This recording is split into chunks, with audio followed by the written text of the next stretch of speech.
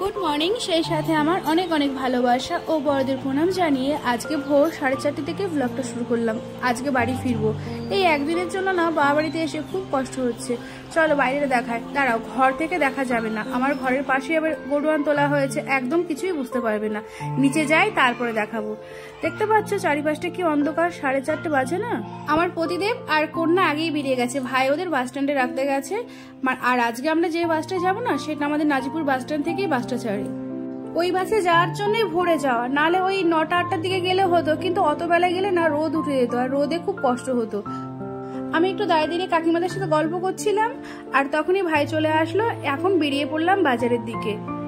Bus stand থেকে আমাদের বাড়ি তেমন একটা দূর না, ওই যে বললাম বাইক আছে, এখন ঘোড়া দেখে খোড়া হয়েছি, তাই ভাই দিতে যাচ্ছে, ভাইয়ের সাথেই চলে যাচ্ছি।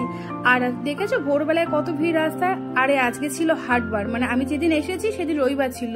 ভুসিবালের হাট 3:30 থেকে চালু হয়েছে। সত্যি গো, একদিনের জন্য এসে একটু পোষালো না, না মেয়ের পুষিয়েছে না আমার পুষিয়েছে, কিন্তু কিছু করার নেই, মেয়েটার পরীক্ষা চলছে, আসতেও হবে আবার যেতেও হবে।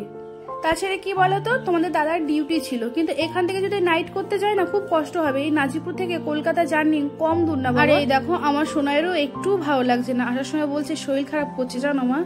আমি বললাম তাহলে চল, একটু জল নিয়েছি, সাথে আবার কটা শুকনো মুড়িও নিয়ে আসলাম, যদি বমি টমি হয়। ওর তো হয় না, কিন্তু তাও ঠিক করে বলা যায় না কখন কি হয়।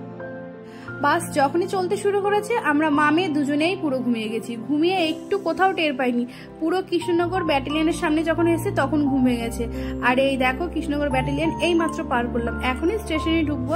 চলো দেখতে থাকো, আরো দেখতে পারবে, আর কিভাবে কি করলাম না করলাম পুরোটাই শেয়ার করবো।